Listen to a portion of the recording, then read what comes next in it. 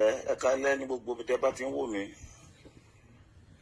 mo pé tó bá ti nídìí obìnrin ọ̀jẹ̀ kó mọ́ lu tó bá ti nídìí mi ò ní wáta. mo rí interview kan tí àbúrò Egbin Ọ̀run ṣe torí ẹ̀ mo ti ṣe jáde. ẹ̀mú pé mi jọ pé ọ̀rọ̀ Egbin Ọ̀run yẹn mi ò ní sọ̀rọ̀ ń pa ẹ̀ mọ́. bọ́ nítorí interview tí mo rí tí àbúrò Egbin Ọ̀run ṣe yìí òun ló fẹ́ kí n sọ̀rọ̀.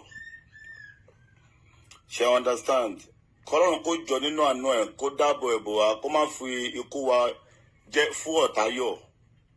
ìgbà tá a bá ṣì wà láyé la lè sọ̀rọ̀ bí a bá ti kú ẹni tí ò tọ́rọ̀ sọ lórí èèyàn gan máa sọ̀rọ̀.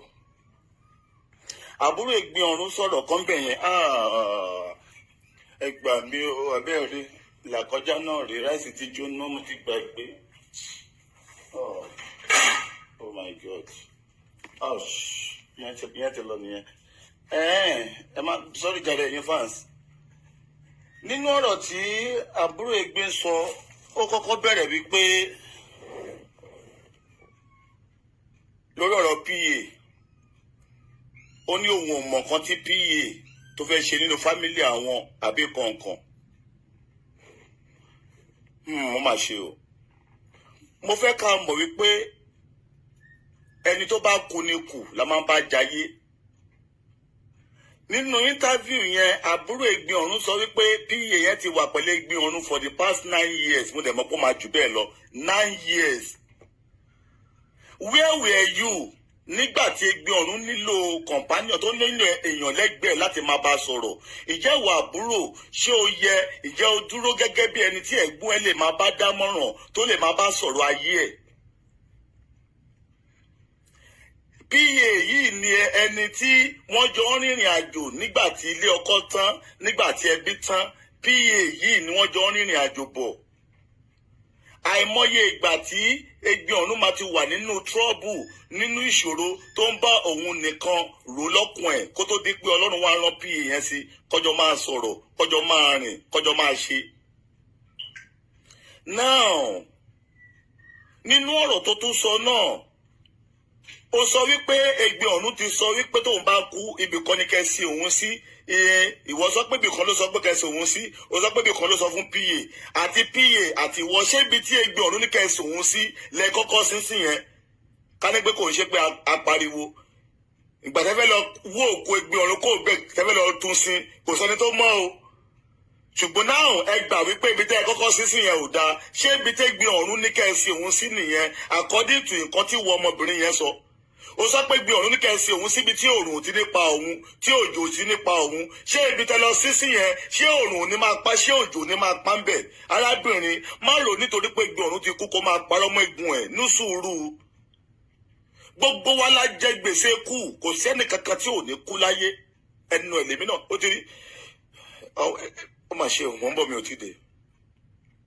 now ṣé ibi tí Egbin Ọ̀run ní kẹ́sì òun sílẹ̀ sísìn yẹn nínú ẹlẹ́ẹ̀kẹta pọ́ìntì tí mo tún fẹ́ mú wá ó wá ń sọ wípé àbúrò yín ó ń béèrè owó lọ́wọ́ Egbin Ọ̀run Egbin Ọ̀run ò fún Egbin Ọ̀run kì í ṣàánú fámìlì kó máa dà. ìbá jẹ́ pé gbogbo fámìlì kọ ìyà tó dá sí Egbin Ọ̀run Egbin Ọ̀run ò ń jẹni tí ó ní ìkà lójú ẹni tó láàánú lójú ni tẹ́gbin Ọ̀run bá lè máa ṣàánú aráàta mélòó mélòó ẹ̀yìn aráàánú ilé. bẹ́ẹ̀yìn ara inú ilé bá rọ̀gbà yé Egbin Ọ̀run kágbẹ́ ẹ̀gbọ́n wa ni kò gbọ́dọ̀ ṣubú nǹkan ọ̀kan tẹ́ rọ̀gbà yí ká ìgbà tó ná láyẹn ó máa fi ọlá yẹn mọ̀ yín náà. kéèyàn tó dolówó fún fọkànbalẹ̀ fún láyọ̀ ó wá dolówó ẹ̀ṣẹ̀ wàá mọ̀ pé ẹ̀gbọ́n yín ni. náà nǹkan tó ṣe ní sọ pé ó ṣe o èyí tó ṣe lẹ wá ń sọ lórí social media lénìí. àbúrò Egbin Ọ̀run ṣe yẹ kó máa rí bẹ́ẹ̀. oní Egbin Ọ̀run fẹ́ fún àbúrò yín ní kan ní owó ṣọ́ọ̀bù alákòókò bẹ́ẹ̀ ló pé kò fún lówó ṣọ́ọ̀bù yẹn Egbin Ọ̀run yá ọmọ yẹn wá ń sunkún gbàtẹ́ Egbin Ọ̀run kú ó mà ṣe o. kò dáa. ṣé ẹ̀yin ṣe nǹkan tó tọ́ ẹ wùwà gẹ́gẹ́ bí ẹbí sí ni kò fi tọ́jú yín nínú ọ̀rọ̀ tó sọ pé àbúrò mọ́mú yín kan wà ń bẹ̀ olóhùn àti PA yẹn ni wọ́n ń darí Egbin Ọ̀run. so Egbin Ọ̀run will now be so full níbi tó bá ojú ayé èdè yẹn débi pé àwọn yẹn lọ́mọ máa kọ̀ǹtú ẹ̀ ṣáwọn yẹn ni wọ́n ń kọ̀ǹtú ẹ̀ tó fi lọ́lá àwọn yẹn ni wọ́n kọ̀ǹtú ẹ̀ tó fi lówó owó tó ní ló fi jẹ́ káwọn yẹn sọra wọn di ẹrú lábẹ́ ìwọ ọmọbìnrin yẹn mọ tó ń sọ. ó sọ nínú ọ̀rọ̀ ẹ oníwọ ló là lójú òpè ní ẹgbin ọ̀run ìwọ ló máa ń bá ṣe kíní kan ìwọ tí ò wá kí ń ṣe òpè ò ṣe lógo bí ẹgbin ọ̀run ò ṣe lọ́lá bí ẹgbin ọ̀run. Masali kaoribaya kasaidaya gaba gbọ́rọ̀ àṣẹ látẹnu mi ìwọ tó lè ṣàmì lórúkọ Jésù ọ̀dájú ogun tó ní tòun bá rẹ́yìn òun ò ní padà lórúkọ Ọlọ́run bàbá tọmọ tẹ̀mí mímọ́ iná Ọlọ́run kò jó dànù. Orúkọ mi ní Prophet Ṣólóyè Táíwò bàbá orí òkè àṣẹ àtagbára látòrí òkè àṣẹ àtagbára tó wà ní Gbẹ́ńkú area Olódó garage nílùú Ìbàdàn. Máa sádàlí kàfà gbọ́ọ̀rọ̀ Olúwa ọ̀dájú ènìyàn tó bá ọ rìn tó lóun ní jẹ́ kó rógòlù láyé irú ẹni bẹ́ẹ̀ lórúkọ Jésù idà ọ̀run kó gé wọn dànù. Wòmísà Olúwa rán mi sí ọ̀pọ̀lọpọ̀ àwọn ènìyàn kí ni t'Olúwa dẹ̀ fi rán mi sí ọ òun náà ni pé má sọ ìrètí nù.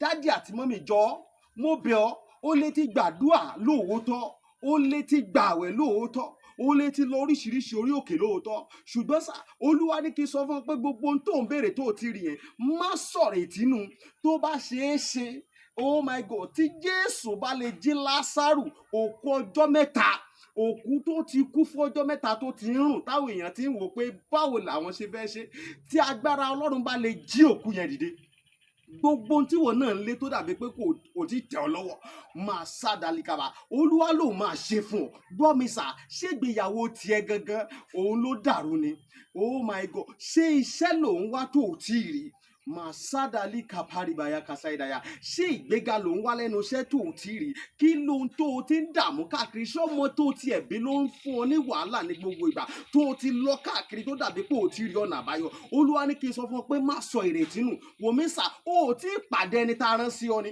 òun ló fà á ṣùgbọ́n Olúwa rán mi sọ pé àkókò rẹ ti tó òun fẹ́ tú ọ sílẹ̀ nínú gbogbo àjàgà ogun èyí tí ayé rẹ wà ẹnìkan máa ṣàmẹ gbọ́ọ̀rọ̀ Olúwa gbogbo àjàgà ogun lórí ayé rẹ gbogbo àjàgà ogun lórí àyànmọ́ rẹ lórúkọ Jésù iná Ọlọ́run kó jádànù wòmísà bóyá o tiẹ̀ wà lókè òkun ò ń ṣiṣẹ́ ṣùgbọ́n síbẹ̀ ò lákòjọ bóyá o tiẹ̀ wà lókè òkun ò wáwé ìgbèlú ṣùgbọ́n ó ti dààmú káàkiri ṣùgbọ́n ó dàbí pé kò tí ì tẹ̀ ọ́ lọ́wọ́ bóyá o tiẹ̀ wà lókè ní Nàìjíríà tí wọn náà ń lé visa ṣùgbọ́n tó jẹ́ pé gbogbo ìgbà ni wọ́n ń decline visa rẹ̀ gbọ́ ìròyìn ayọ̀ rèé fún ọ Olúwa ló fẹ́ yọ̀ǹda rẹ̀ fún ọ pẹ̀lú ọwọ́ agbára mi ò ní àkókò tó pọ̀ ṣùgbọ́n t'Olúwa rán mi ní sí ọ ni pé jẹ́ a jọ gbàdúrà papọ̀ jẹ́ a jọ wá ojú Olúwa kí ni orísun ogun tó ń jà ọ́ gan wọn ò tí ì rí orísun ogun tó ń jà ọ́ ló fi dàbí pé kò tí ì sí ọ̀nà àbáyọ jẹ́ kí n gbàdúrà pẹ̀lú rẹ jẹ́ n sọ́nà fún ọ tí Olúwa bá sọ fún mi lórí ọ̀rọ̀ ayé rẹ ìwọ náà jájọ gbàdúrà lé lórí